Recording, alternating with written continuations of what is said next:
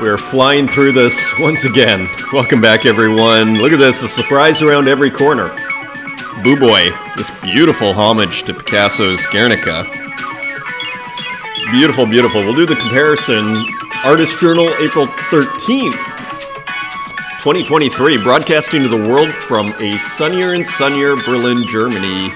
My name is Adrian Pocobelli, and again, it's like there's no shortage of just beautiful, interesting, provocative works to discuss. Thank you, everybody who showed up to the Twitter Spaces yesterday.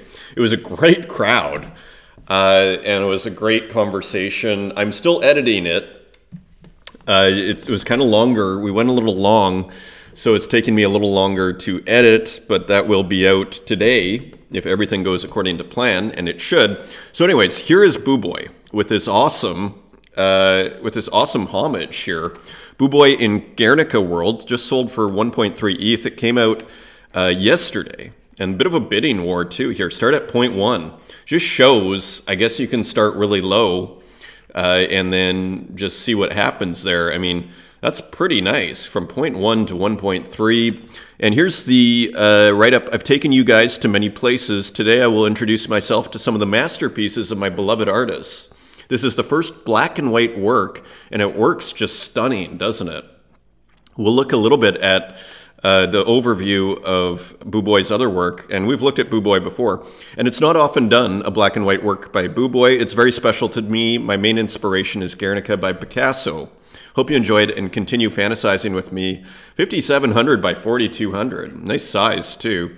So, a lot of just great stuff going on. I mean, you gotta like the textured background, frankly. Like, I didn't notice it before.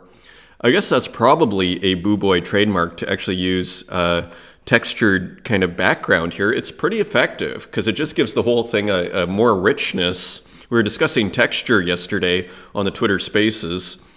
And anyways, so again, just this monochromatic grayscale, I guess we could call it. Maybe that's more accurate. You know, when you see a lot of the familiar tropes, the horse, the woman screaming in despair, the light and the eye. And so everywhere you look, you see a reference. But you know what's interesting? So, okay, we have this, the homage, and here is the original. It looks surprisingly simple when you go back to this work here. So Boo Boy really, like, let me just show you the contrast here. I mean, really made it Boo Boy's own. Like, this is a much simpler work, and so I thought it just a brilliant homage, and so glad I saw it. And yeah, so this is in Madrid, and we see all these each little part of this painting feels so familiar, doesn't it? And I'm not even it's not like I return to this painting over and over, but I think we have over the course of our lives. It's such a famous image that we do, and the light here. Interestingly, the electric light bulb, a reference to technology in a certain sort of way, it seems. This electric light, but also the sun, and also kind of an eye. So a lot of punning, visual punning, it's the equivalent of of ambiguity and punning in poetry, right? So it adds the aesthetic layers of meaning, right? So anyways, one more time here. Brilliant work. And then, putting Boo Boy into it too, with all the happy faces and, tropes. And so really, really nice piece. And Guernica, just for our information, was made in 1937. It is oil on canvas. And it's huge, 3.5 meters by 776. And as you see in that little flash up there, this is quite interesting too, just on a purely historical level. Picasso painted Guernica at his home in Paris in response to the 26th April 1937 bombing of Guernica, a Basque country town in northern Spain that was bombed by Nazi Germany and fascist Italy at the request of the Spanish nationalists. So, if you think World War II happened overnight, this is April 1937, that already things were happening here before the big war started. So, an ominous time, maybe not dissimilar from where we are right now. An ominous time. So anyways, here is Guernica. Tempting to call it prophetic back in 1937.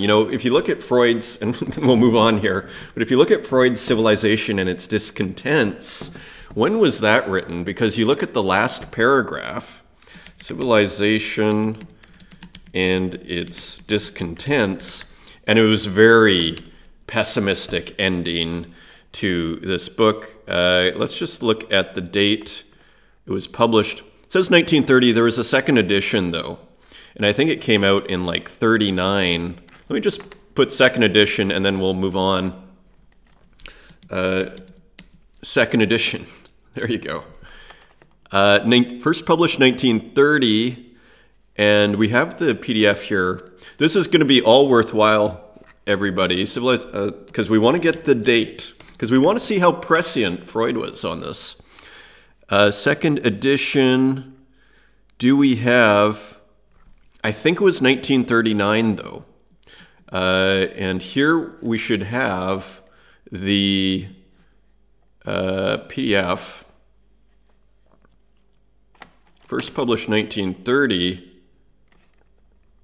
Okay, the final sentence, exactly. Now this is important. Let's actually look at this very quickly. So this is how Freud, and then we'll move on to the rest of our show, ends Civilization and its Discontents. The final sentence was added in 1931, so it was only a year later, when the menace of Hitler was already beginning to be apparent. So this is super famous here. Let me make it a bit bigger. The fateful question for the human species seems to me to be whether and to what extent their cultural development will succeed in mastering the disturbance of their communal life by the human instinct of aggression and self-destruction. It may be that in this respect, precisely the present time deserves a special interest.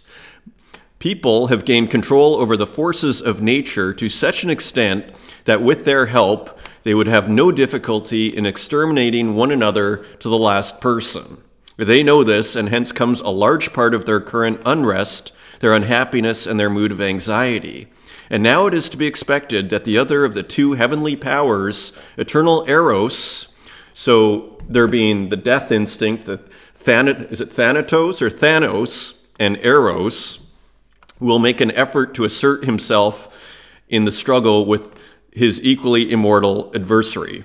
So the death instinct to separate and break apart, and the love instinct to bring together on a very basic, organic, biological level, according to Freud. But who can foresee with what success and with what result? So kind of a pessimistic final sentence here. So all to say, the jury's out, according to Freud, as to how this is all going to end up. So you see, I mean, here 1931, we're in 2023. As the French say, la plus ça change. The more it changes, the more it's the same. So interesting. Anyways, that was a big detour here. But I just thought kind of interesting how early that was. I was surprised to see that. Here's some of Buboy's other work. And yeah, so anyways, look at how well it's selling. Actually, is something I just wanted to mention here. Then we will run through the rest of this episode. 2 ETH, 1 ETH, 0.5 ETH, 0.84. I mean, Buboy's doing really, really well. Was that Pablo Poncasso who picked this up? Continues to do really well. And you can see actually a development here, because these went for 0.2.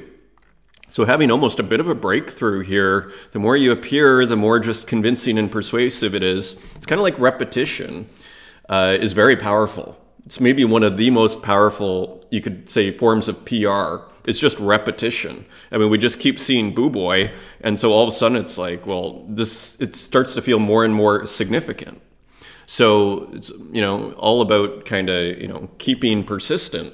It's kind of a lesson in persistence to a certain degree, is the repetition. Anyways, we're all over the place here. Thank you, everybody, again. 166 tuned in, which is pretty rad. I think it was 99 were actually in the space, and then a few people have listened after. Again, I'm editing this today, so that'll be on YouTube and Spotify today. So anyways, that was so much fun, and big shout out and thank you to Hasdrubal Waffle for showing up. I was just so pleased to do that show yesterday. And here, actually, for those that are wondering, Hasdrubal mentioned some markers, and I'd never heard, and it's always kind of an interesting thing, tools. Copic markers. And Runetune was also a big fan of these. So I'd never actually heard of Copic markers. I've heard of Molotov, and what's the other one that starts with P? That's super famous. Anyways, it's always interesting to hear what materials people like. Here's Copic. They're not cheap, actually. See that? 236 euros for just a few markers. So probably pretty elite markers. And next episode, I think we're going to do something with museums.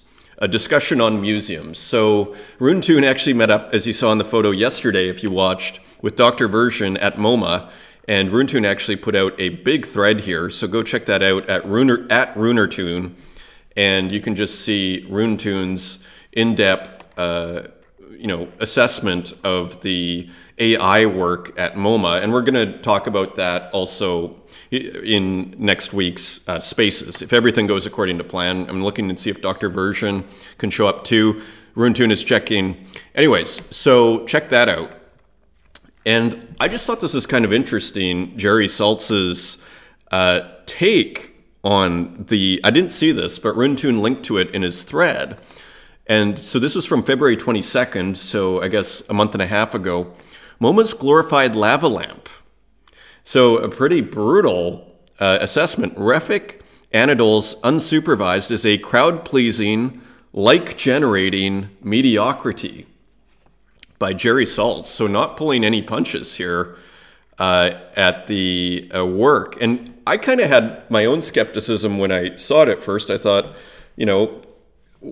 the works we see with AI, I think I said at the time when this came out, like, why not Strange Thing?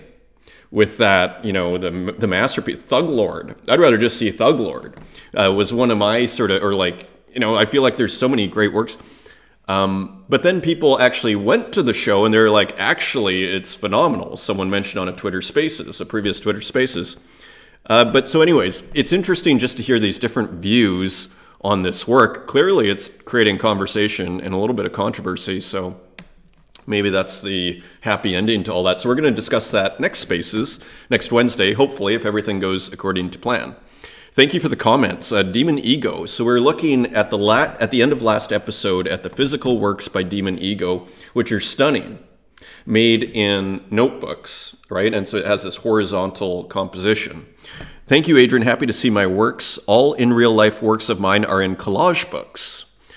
Very interesting. Some kind of notebooks, yes. And I want the scanner marks, dark areas around the edges, and the drawings, glue marks, paints, and folds on the previous next pages to appear in the background of the new work. So interesting, right? And I think the more you're kind of using the technology of, say, the scanner and of getting the background, the more it does become a new work. Because if you just did a pure representation, just a clean scan, and then it starts to be like, is this just a pure, it brings up the whole debate of the physical NFT, which we had very early on in this show. And, how collectible is that? But because it has all this other stuff, it does become a new work. And the more of that kind of stuff you keep, drawings, glue marks, paints, and folds, the more I think it does become a new work. I don't want to have a clean, sterile final image while creating my works. The real world parts and process being visible add more richness every time. I totally agree. And shout out Gogolitis. Manadol is very talented. It's my first NFT collected on Solana. I agree. I haven't picked up a NFT on Solana maybe ever, but I had a couple of Sol just waiting for that, and I had to pick up the Cat Supper. And also, thank you, Santiago. Great comment there. Thank you, Rada. And Ed Marola, a.k.a. Eduardo Pulitzer. It's straight out of Midjourney. So we're going to look at that work one more time because we were discussing how Ed probably had used Midjourney as a reference for a work, and it turns out that we were right here. And shout out to Stalka and to Moda MT. It's just so awesome to hear from everybody. And Debbie T, thank you so much for featuring my work in the journal. On your journal, Pocobelli, it's always such an honor to be a part of your episode. And for anyone wondering, those glyphs definitely have meaning. So they do. And it's funny, looking from a distance here, I realized when I was looking at the thumbnail yesterday, I thought, oh, this is just like an illuminated manuscript. That seems to be some of the inspiration here. And, sometimes I'll put that huge capital letter, classically in these illuminated manuscripts. So apparently the glyphs have meanings. So that's interesting too. So anyways, great to hear that. And shout out Mr. Shapeless. Thank you for the comment. So anyways, we're all having a lot of fun over here. Tegenhoff had a really interesting comment, and I just kind of want to open the conversation, and we don't need to say too much about it here today, but I think it's kind of a worthwhile discussion, which are these texts that you often find in the gallery or museum. The entertainment level of the talks, we're referencing, so we were talking about art talks and how sometimes it can be a really kind of abstract and obscure. Thank you, Adrian, for being practical and pragmatic. You're welcome. And continuing from Tegenhoff here, the entertainment level of artist talks probably depends on the artist and interviewer, and absolutely, and huge generalizations here. I've been to amazing ones, of course.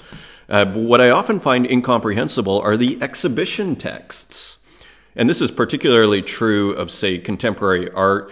I think it's actually improved in the last 3 or 4 years.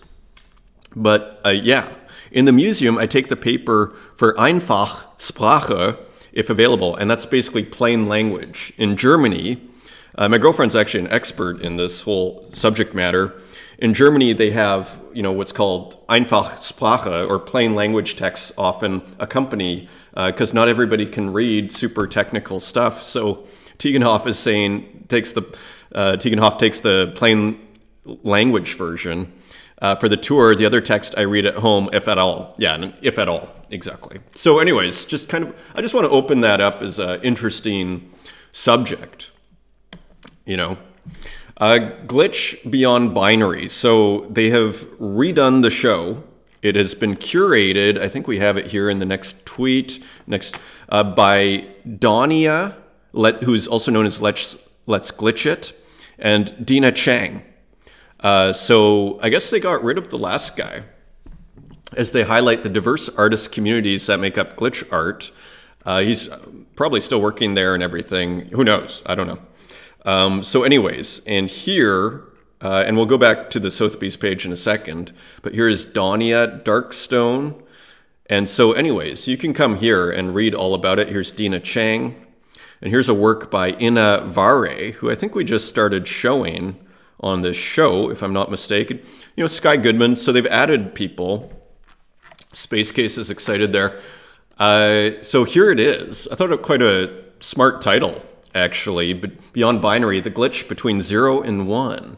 And of course, many meanings there. Rosa Mankman. So this is someone who is very prominent. I'm not an expert in glitch, so I leave it to people that know more than I do on this. But anyways, here is a quick look at some of the names and the new people. So they kept a lot of, if not everything, or at least a lot of what was there before. And it seems like they just added a whole bunch. So Dania Darkstone. So you see Neurocolor was there before. There's Uxine and more. So King Xerox. Sabato. Wasn't that great? I'm thrilled to see Sabato there. That's cool. Neurocolor, Ina Vare. So you see it's much larger group here. Bongdo, Xerox, Empress Trash has been added. Crash Blossom, who I'd never heard of. So anyways, these could be very famous people within the scene. Marta Timmer. So anyways, we continue to learn here. And here we saw the tweet from Sotheby's Metaverse. So righting the wrongs. And here is Rosa Mankman. And so this is from 2009-2010, which is another kind of debate we sometimes have had here, whether minting old works, is there something less collectible about it? I think it's fine. The more I think about it, especially if it's a digital work. Now, interestingly, look at this. So I wasn't actually quite sure what to make of this. So I guess it's not a canvas, but it is on stretcher bars. So I wasn't quite sure, because it looks pretty good, right? So I'm just kind of curious. It's an NFT, and here print JPEG, Giclée print, a Giclée print. That is super interesting. 101 by 77 centimeters. This work is unique aside one artist proof. So there's one artist proof. And then there's this work, which is a unique, so a one of one NFT here. So I guess if you buy it, you get both, which is interesting. So always interesting to see the mechanics here. Continuing on in Avare. So interesting work here. So probably using, of course, using some sort of glitch technique. Seamless looping GIF showcases Inavare's expertise in combining analog photography, raw digital video footage, and glitch techniques. And Sabato, let's just put this. I dreamed that I was somewhere all too familiar. That almost looks like Deluxe Paint a little bit. I wouldn't be surprised. And so I think Sabato put out a tweet that he was working overtime to get this thing done because he probably had a pretty tight deadline. And so it looks like this is where Sabato started. Really cool series. I can't seem to recall the person, however. Nice glitching, beautiful glitching here. Beautiful textures. So pretty cool work by Sabato. Origin story. Kind of poetic. And here's Uxine. Let me just minimize that. So kind of seems like slightly more saturated colors here. And really cool work. And I just love the painterliness of all this stuff on the side. That's where my eye was drawn to. Was all of, I just love this noise. Awesomely done. Again, it just feels like paint drops, right? Feels like paint drops. So that's just great. Continuing, Empress Trash.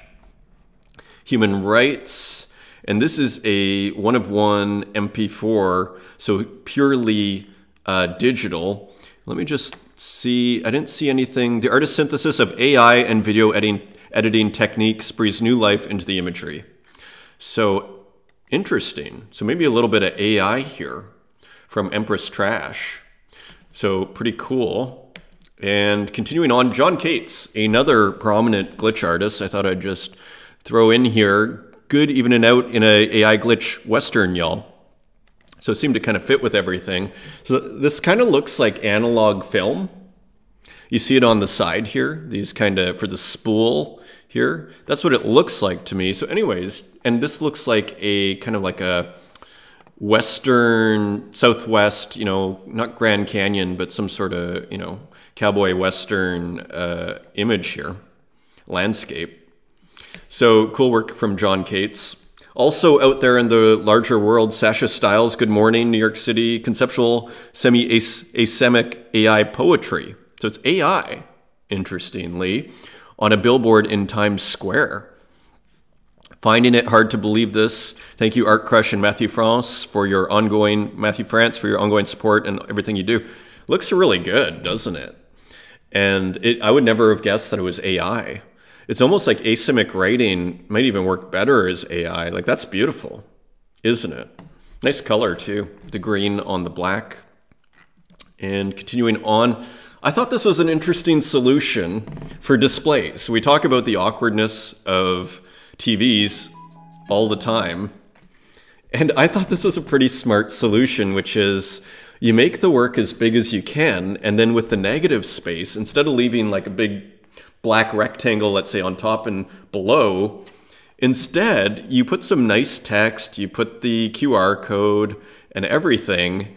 I thought it was kind of just an interesting solution to a tough problem, because, you know, it's hard to make projectors for all of this. Again, I'd be tempted you make a slideshow and then you just have one big projector, but who knows what there could be a lot of technical challenges here, and maybe some people prefer this. And again, you can keep the lights on full blast and everything. So anyways, I just thought I'd never seen that solution employed, because you see these are different like ratios. So it kind of solved it without having to crop your image. Interesting. So Ed Marola left a comment. This is the Midjourney output. So remember, if we can find the work, this work here, we're speculating, this looks like Midjourney was the source. And sure enough, this is the Midjourney output. So you see here the three people. So kind of a window a little bit into Ed's tracing process. This looks great too, these outputs. So I'm kind of 120% with Ed in kind of using AI as a source, a compositional tool. It works wonderfully because look at all this just interesting things you can put together. You know, even these stripes, it's like you can just interpret this. And again, tracing. I love it. And then all of a sudden you have an original work. And so now, interestingly, I looked for a good 10 minutes to find Mythmaker of the 20th Century, J.G. Ballard's essay on William Burroughs, right? It's in this book. I may have to get the Kindle. Now, the Kindle version for us. Now, I found an earlier essay on jgballard.ca, which actually has a lot of essays. Burroughs reviewed by Ballard, Terminal Documents, but this isn't the essay that I have in mind. And the essay I have in mind is much more analytical as far as everything that Burroughs is doing. This is also analytical, but more just in terms of looking at the narrative. But this is what I want to highlight in the context of what Ed's doing and what I was discussing the other day, the language of the present, the visual language of the present. So this is Ballard talking about Burroughs' writing. Whatever his reservations about the mid-20th century, Burroughs accepts that it can be fully described only in terms of its own language, its own idioms, and verbal lore. So this is a very important concept, and that's kind of what I see going on here with Ed. Ed is taking, you know, a trope that only exists now, you know, this Midjourney, Foursquare thing, you know, and is using it as a subject matter. So that is why I wanted to find that essay, and I may have to buy it, that book in Kindle so that I can show it here. But, you know, Burroughs shows that it can be fully described only in terms of its own language, its own idioms, and verbal lore. So an art of the present, as we've said many times here. Uxine with just a cool work on Twitter. And you see a GM coming out of the printer, again with what I'm tempted to call like a bit of a Warholian technique, where you put the layer of black on the top. You give a whole bunch of different treatments here in the sense is what seems to be going on here, not positive, of image and kind of different bitmapizations, different filtering, however you want to put it. And then I'm sure treated, and who knows what he's doing, and a GM coming up, and then a layer of black on top, and then it just all kind of holds together, and you get all this wonderful kind of edges here and everything, kind of textures, which seems to be a reoccurring theme here. And if you listen to the Hasdrubal Waffle, I'd wait till I edit it, but you can listen to it now. On Twitter, it's pinned up there. Hasdrubal was obsessed with texture, interestingly, and you know, so, and we see in Hasdrubal's work, we have one coming up, this how important this kind of digital texture idea, you know, is basically what I'm trying to say here. So this happened yesterday, and I thought this was also a very interesting work. This is Brolket, and we've looked at one of Brolket's works in the past, and I thought it was just kind of a cool work minted a few days ago. Nice piece, and Brolket, of course, did this work here, this kind of choose work, which you might remember from maybe a month ago. And so selling the work, I think all of these have been sold. So that is cool. Let's just see what happened here. It was minted, but I don't see owner The Edge, minted by The Edge. So I'm not exactly sure actually what happened here. Maybe that's the same person, I'm not sure. Anyway, Françoise Gamma. I'm tempted to think this is older work because it kind of reminded me of the older work that Françoise minted on Foundation the other day, I think from 2006. Anyways, I thought this was a beautiful work. This is on Instagram. Just kind of cool. Look at that. So yeah, very nice. And here is a minted version. Kind of reminds you of the MoMA work. You know, I was, you know, and we looked at a color version of this yesterday. So here's a black and white version. This has been minted. Pretty cool. I think I almost like it more than the MoMA work here. Looks great. So anyways, continuing with the, you know, the person walking theme, motif. Ex-Mortal. So just a few more kind of glitch works here. So just some nice looking, I guess you'd call it noise study by Ex-Mortal. Here's another one. Just kind of nice. I like these noise studies. It's a great title. Let's just see what they're selling for here. 15 Tezos, very reasonable. And I'm sure here they all are. So several. I think a really smart strategy, because collectors love, there's something about the one of one which you really just are tempted to buy. And if you had made something like, okay, simple noise studies editions of 20, I'm not sure they would fly out the door just as, you know, simple noise studies, but you make them one of one and they're flying out the door. There's only one. Look, it's all sold out. This one's going now for $350 on secondary. So if you're trying to move work, make it a one of one is not a bad idea. Is one of the lessons there. Here's Klaus with a cool work. Let's just load this up.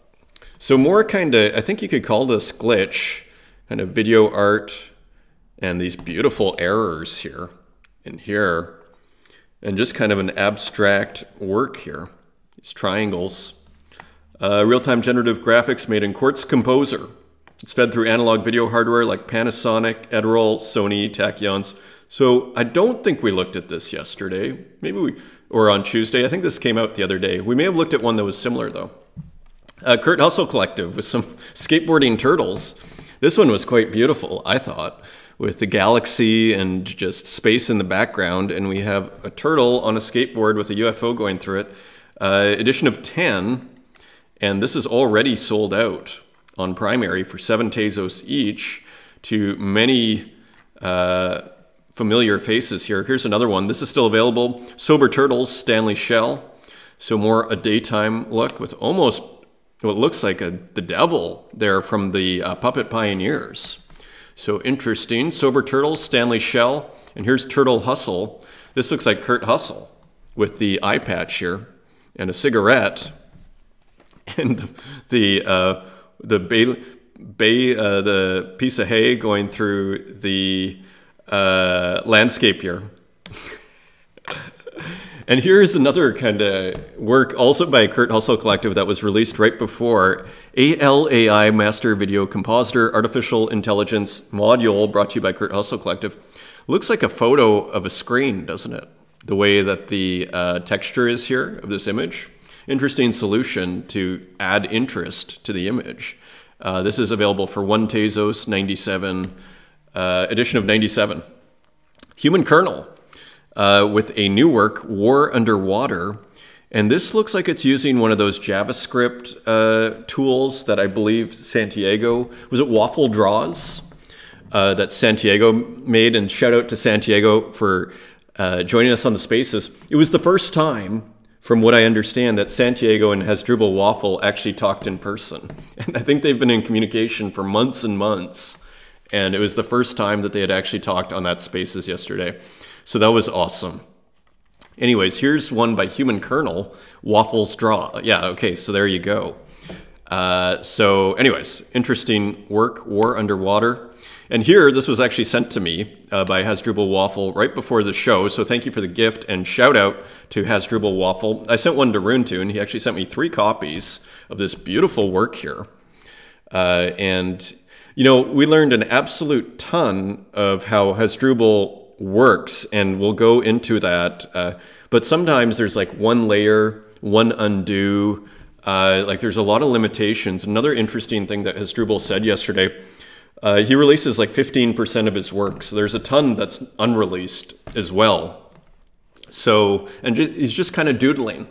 He's just kind of doodling. And I thought to myself, in an indirect way, it kind of has a Basquiat feel.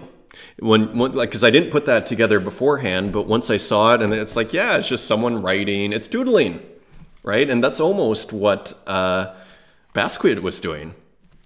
So interesting. Bootleg, cool title too. Yuri J, Little Houses at the Seaside. So this also came out yesterday. So a cool work with a piano. Again, similar to how we see with Human Kernel and Hasdrubal Waffle, where each area is treated differently. Here, this wall is treated a certain way, the floor is treated a certain way. we always have that kind of, for lack of a better term, awkward space, kind of malformed perspective, a forced perspective almost with Yuri J. Anyways, nice composition, a square piece, and with a windmill, and this looks like a window of sorts here, looking off to a windmill. Little houses at the seaside, and edition of 15, and just minted.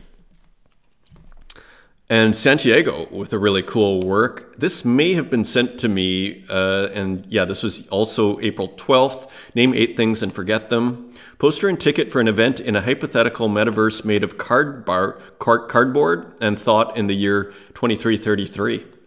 So pretty cool. It does kind of look like a concert poster with text at the bottom and image on top.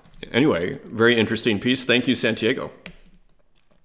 An NZFS, who I'm tempted to think is Santiago, and I never know, but it kind of has a Santiago feel to it, doesn't it?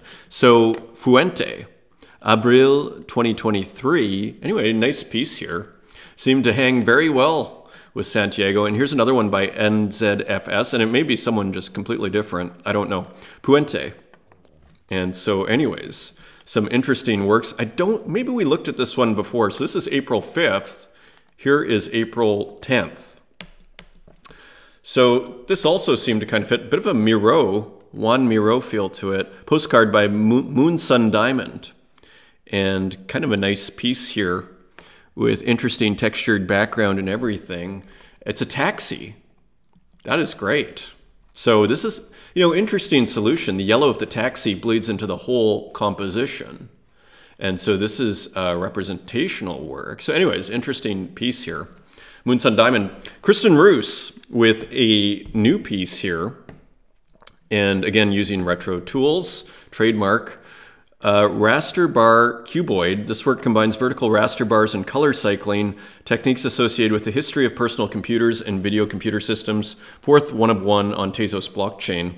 Let's just see.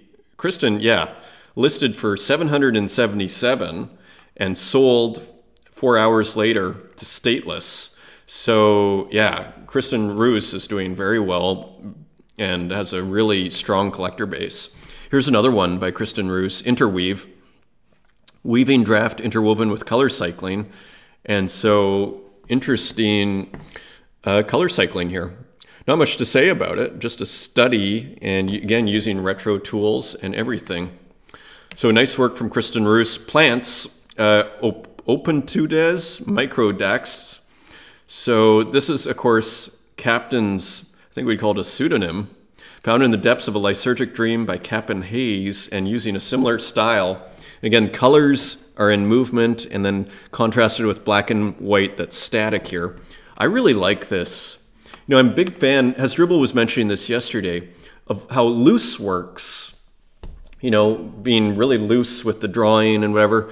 That stuff tends to sell right away, but works you really work on getting kind of perfect, that doesn't have as much of a market, which was a really interesting thing to say. And I kind of echo the feeling though, because look at this, this seems kind of loose, this frame here, and it looks great. So interesting, isn't it? Another work by Plants, really interesting work here. And kind of a low resolution and almost going to a much earlier series that Kaplan had worked on. If you go to some of Kaplan's really older work, you almost see these kind of Picasso-esque works that look kind of like they're very horizontal. I picked up a few of them. They're like editions of 5. Anyways, returning to that theme here with a whole bunch of plants. INDR Garden. And here's one by Stippen Pixel. Frozen Breath for Refuge. So just cool pixel artwork by Stippen Pixel. Very unique pixel artist here. Interesting. I like the simplicity in the colors too. Just 2 colors. Here's a cool work by Tito. Some nice drawings here. This is only a Tezos 50, edition of 8. 2 left. Might have to pick that up. So anyways, cool work by Tito. Just a really nice illustration here. The snake coming out of a skull. Almost looks like He-Man or Skeletor type armor here. So anyways, interesting work. And of course, Ezra Eslin with Order. And it's kind of funny, again, sometimes I'm slow to the draw here. I thought, oh, this is just a normal still life, and then I saw the knife with the blood. But anyways, really cool. I love the perspective, like the composition. It's kind of like this overhead composition, and it's just kind of about the hands, but it's also about food and about the chopsticks, and then adding kind of trademark Ezra Eslin, a little bit of drama here with a knife and blood, eating sushi. So very, very cool. So this is an artist that I think is new, Jajang STD, Jajangst, and so thought we'd show this. So anyways, cool work here. And this is Notice Tolan's on Foundation. Father and beginner in NFTs. I love naughty weird shapes. Enjoy Come to Papa. Okay, so here is the first one by Jajang STD. Jajangst. Let's call it Jajangst. Here's another artist that I just kind of came across on Twitter. Portrait of Lydia. You know, speaking of Boo-Boy, kind of a Picasso feel to it, isn't there? But much flatter and interesting texture, you know, to go back to that texture theme in the background. So this was minted March 24th. And is there a reserve? There's no reserve on it. So here's Will AK, Indonesian self-taught artist who's inspired by super flat art, fiction, and the real life as a fiction with absurdity around it. And so anyways, interesting illustrator here. Quite a bit of work, actually. This is on Super Rare out of Indonesia. And here's a work by Mental Noise, a cool kind of rabbit phone booth with some Coke. So anyways, a Coke sign, a nice illustration here with some cool graffiti. Very cool. And colors here on the ground. So what is this called? 6 Societies. So anyway, edition of 50 for $4.95 on secondary. So this sold out for 3 Tezos on primary. It looks like it went pretty quick too. Or transferred a lot and then sold out within a couple of hours from the looks of it. 3 hours. And so anyway, Sum Rayusi with a work, Soulmate, and a poem. So nice to see new work from Sum. I like how Sum is returning to the carpet subject. I think it's a really cool motif and almost looking like a combination of photography and, you know, digital painting here. Interesting cutout here. So, and it looks like drop shadow put on top. So anyways, smoking a cigarette. Interesting work here. And this is an edition of 11. And I think this might have just been minted and already 2 have gone for 10 Tezos. So interesting. And Geek doing a little bit of Dante from the looks of it, El Purgatorio. So 2000 by 3000 in Autodesk sketchbook. And we are almost done here. And so anyways, a nice take on Purgatorio. So going up, and I guess heaven is on top. And so, yeah, I guess, I'm not sure where Purgatory is. Maybe that's here, where these people are carrying things. And then maybe here, I'm guessing, is the division between Purgatory and maybe Paradise. I'm not sure. I should find that out. Flora Marquez with some more cool work. The color is coming along, this new pink added to the mix here. Everything will be fine considering the circumstances. Still available for 20 Tezos. And here's another one still available for 20 Tezos. I feel ready for new challenges. So more cool work from Flora Marquez. Bidala with a couple of really cool kind of illustrative AI works. April Birds #1, available for $8.50. I'm pretty sure this is AI. I actually may be wrong on that. Digital painting illustration. Maybe this is just an illustration. I thought it was AI, but I may not be. This might just be illustration. Anyway, here is April Birds #1 and April Birds #2. Yeah, no mention of AI here, so probably just an illustration. Anyway, it looks great, doesn't it? Edition of 15 for $8.50. This is AI. And this looks like straight out of a 1970s art book, doesn't it? This is by Leprochant. Libornius head as his dog Fisu by Leprochant, AI painting. Stable diffusion. Pretty impressive. This looks straight out of an art book from the 70s or something. So that is pretty cool. I love the color. Again, it feels like a faded print, you know, art book. Look at this gorgeous work, A Language of Emotions by Marina Amadova. Beautiful, beautiful work. Kind of crystallizing, I'd say, a lot of things that Marina has been working on. This work, like sometimes a work just really hits and captures the essence of what you seem to be trying to do as an artist. And I just feel like this is one of those works. I mean, Marina might feel otherwise, and but that's just how I see it. I feel like whatever Marina has been trying to do, the twins and everything, this one just really hits. So anyway, I just think beautiful. It almost seems like two works put together. This background is super interesting. How it divides up. It all works beautifully, and this was turned into a poster. Only 0.13 ETH reserve for this gorgeous work. And here you see it's part of a digital gallery based in New York, the Lower Draw Digital Gallery. Obscura maybe is the name of the show. A Language of Emotions, NFT New York City. So maybe a part of NFT New York City. Congrats on that. This looks great. Absolutely great. I almost started with that. Above and beyond, the artwork expresses one's pursuit to explore oneself by surpassing their limits. So here's an AI work by Etkin, an artist I'd never seen before. So I thought kind of interesting. I thought the rainbow and just everything about this was just kind of interesting. So nice work from Etkin. This is an open edition available for 1 Tezos each. And here's Etkin's other work. So a photographer. And yeah, so anyways, a lot of AI work, kind of reminiscent of Delta Sauce a little bit in the feeling and color here in some of them. This definitely has its own feeling too. So anyways, cool work.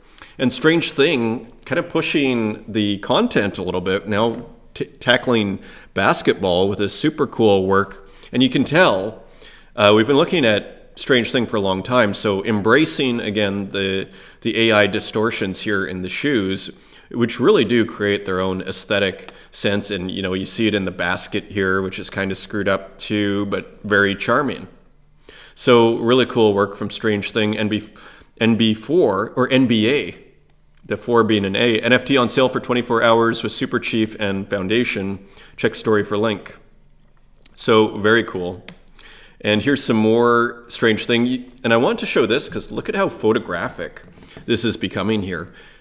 So an upgrade to the 1630 Milan vapor mask from a previous post. So if we have another pandemic, maybe you want a mask like that. Very good looking vapor mask. And finally, 1-bit horror in the real world. Someone has a 1-bit horror t-shirt. 1-bit fan Williams sporting the cursed t-shirt out and about. Hopefully consumption fills the void where God should be. So a dark statement from the ever mysterious 1-bit necro, also known as 1-bit horror, on Instagram. And that is your show, everyone. Thank you for joining me once again. Until next time, take care.